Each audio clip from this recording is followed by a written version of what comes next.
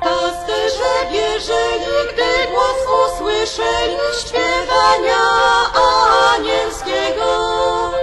Znaleźli w żłóbeczku w Betlejem miasteczku Jezusa maleńkiego.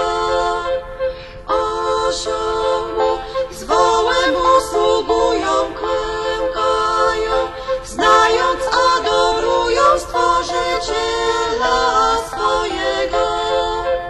Osiołu z wołem usługują, klękają, znając, adorują Stworzyciela swojego.